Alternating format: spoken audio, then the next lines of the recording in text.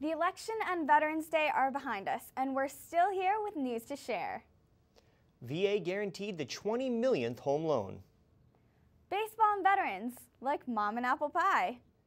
And we have the final segment on Tucson VA Medical Center's first-class treatment of veterans with PTSD. Those stories and more coming up after this. If you are or know of a veteran aged 35 to 60 who's out of work, there's a new program that you need to know about. It's the Veterans Retraining Assistance Program, or VRAP, and it's only available for a limited time. You can pursue training towards a wide variety of high-demand occupations, and the VA will help pay for it too. Get the skills you need to land the job you seek. Lots of veterans have already signed up. You just apply online. It's easy. VRAP. Let's get started.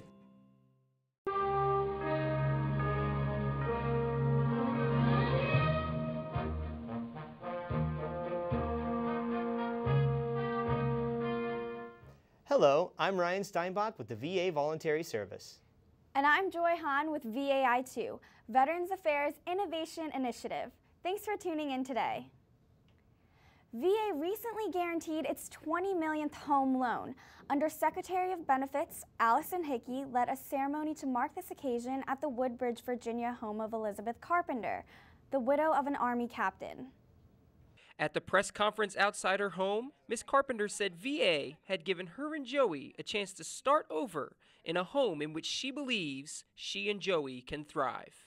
We can live here and be our own little family here and really start to push forward and continue on with our lives. And you know, Joey has been extremely happy here, and you know, I thank everybody from the VA for making this as easy as possible. The Loan Guarantee Program put a roof over the head of Miss Carpenter and her 3-year-old son, who lost their husband and father, Captain Matthew Carpenter, after a battle with cancer 2 years ago. And we're very lucky to be here in this home, and excited to take this step to push forward and honor Matt the way he would want us to. The VA Loan Guarantee Program allows veterans, active duty service members, and survivors to obtain low interest with no down payment or out-of-pocket cost from numerous lenders. You know, at the center of this approach, you know, it's a good idea, because what we know is vets are a good bet. We know that the VA program in this country is not just one of, but the lowest foreclosure rate in the country, which is an indication that zero down or skin in the game is not the criteria, but good solid underwriting and real good education is. VA guaranteed 530,000 home loans in fiscal year 2012, the second highest number for 1 year since the program began. Franklin Roosevelt was the first GI Bill sponsor when he put it in place in 1944 to really help hundreds of thousands of men and women who were returning home from World War II. And when he did the GI Bill, interestingly enough, I don't think most people know that the VA home loan program was inside of it. And so I don't think he really knew how long and the impact that this would make. Just as we were there for Miles Myers in 1944 and here for Beth and Joey in 2012, we plan to be there to fulfill our promise to America's veterans of the future. Elizabeth and Joey Carpenter are just thrilled to have a place of their own. This is our home, and this is where we have dinner, and this is where we hopefully this winter will watch movies on snow days and sled down the street. And I think that we've been really lucky to have some amazing people in our corner.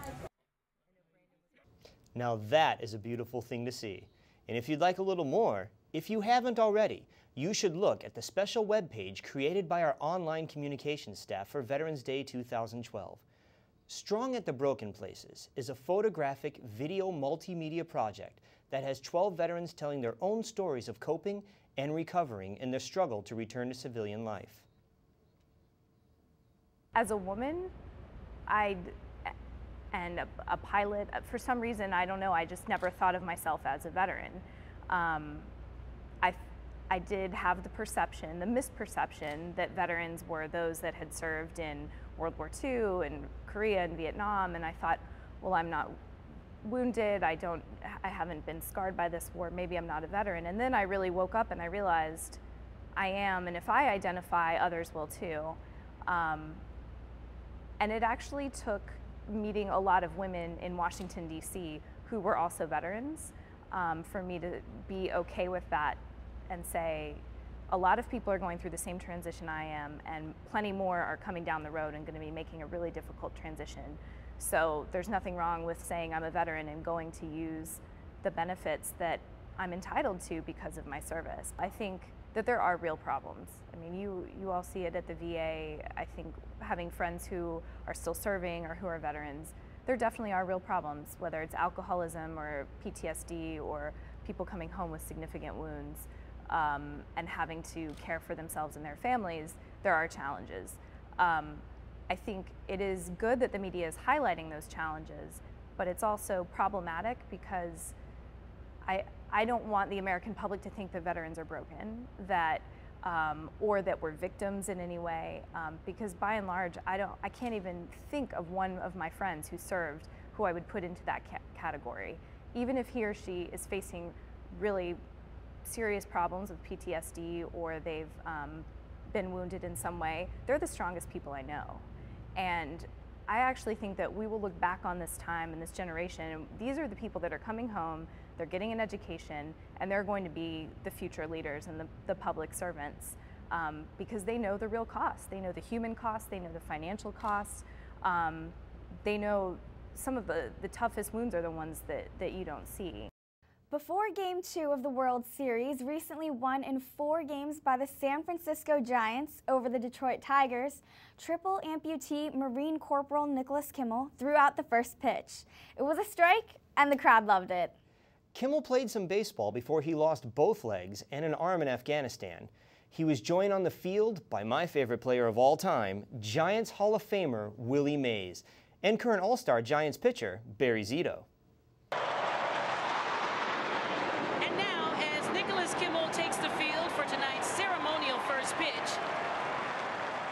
Joined by last night's winning pitcher, Barry Zito, and another military veteran who left behind his baseball career during his prime to serve his country in the U.S. Army. One of the all-time greats, the Say Hey Kid, Willie Mays.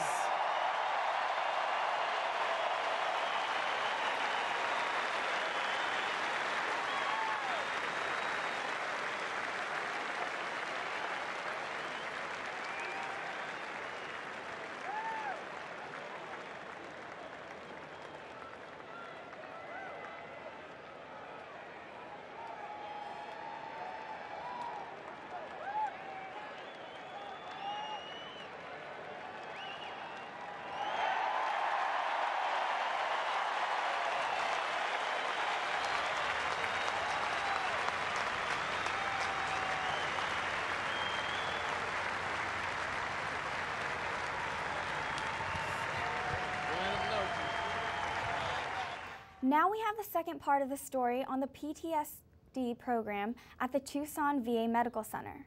This footage was given to us to re-air by KUAT-TV, the PBS station on the campus of the University of Arizona. The CARE program has drawn veterans and their families from all over Arizona and other states. For veteran Jamie Jansen, the beliefs that grew from her time at war made it hard to admit she had a problem to anyone, even herself. Weakness leads to death. You know, it leads to your friends getting killed. It leads to, you know, all of these horrible, horrible things. And so we keep that with us, you know, that we have to be strong, we have to be solid, we have to be 100% all the time. And so to admit that you're not is really hard. It's like saying, you know, the sky is purple. Jamie served in Iraq as an Army light-wheeled vehicle mechanic. When she came back, she married, had 3 children, and kept her trauma hidden for years. What you looking at? Then, everything began to fall apart. I was clearing my house every night, you know, checking every door and window and checking on my kids 3 or 4, 10 times a night. And my husband, it was driving him crazy because he wakes up every time. And I wasn't sleeping at night, and that doesn't make for a happy person. You know, 3 or 4 hours of sleep every night, and it's not continuous. And it got to the point where, you know, I was just yelling all the time.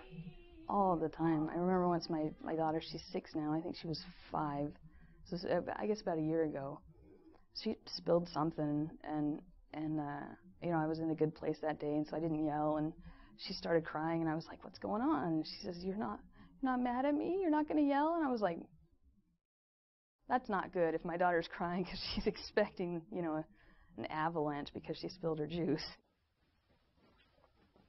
Like Javier, Jamie found her way to Dr. Marks and spent most of 2011 working through the program. So you describe the event, the thought or belief, leading to the emotion that was triggered.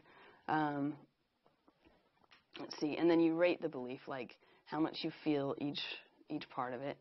And then your emotions, you again rate that in a percentage, you know, 0 to 100%. And then you start challenging those beliefs. It's really, really hard to challenge something that you've held on to so tightly for so long. But once you do, it's amazing. It's liberating. To recover and reconnect with their lives, Jamie and Javier had to re-examine their ideas about PTSD and what it means to be a soldier. A veteran will never really get to be a civilian again. They'll dress like us, they can talk like us, but they won't be. And that expectation a lot of times gets in the way. That I'm supposed to be over that, that's in the past. Come on. Supposed to forget about that, I'm a civilian now. And also families will have that expectation. And then when you're not, then there's that stress. And how come you're the way you are now? What's the matter with you? Well, what's the matter with me? I just came back from a war. I got changed. Doesn't have to be bad. It's just different. And in fact, there's some research that demonstrates that a lot of people can actually improve, if you will, be better because of their traumatic experiences. Veterans don't like, I always promise them I won't say this in public, but I do. The most compassionate people you'll ever meet in the world is a veteran. Sword and a gun. Today, Jamie is taking time to enjoy her family. You're a dangerous ninja. Javier is counseling other veterans coping with PTSD. He urges struggling soldiers to get the help they need. Ready? It's the same form every time. You can't just put it on a back burner because it's not going to go away. Watch the ball hit the bat. Ready? I did it for the family to make sure it didn't get messed up, because there's too many people that lose their family over things that you can change. So I did it for all of us. He's back to pretty much his normal self. It took a long time, but he's back. Some people don't think it gets better, but it can. Just gotta stick with it. I'm glad I did.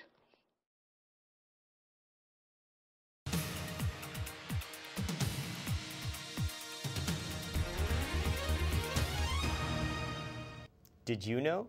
The legendary rock band ZZ Top was in Toledo recently to promote Veterans Matter, a program that helps homeless veterans. ZZ Top bassist Dusty Hill, here chatting with veteran Tom Haley at the Toledo community-based outpatient clinic, said he was all in when he learned about the HUD VA-supported housing campaign to house 60,000 veterans.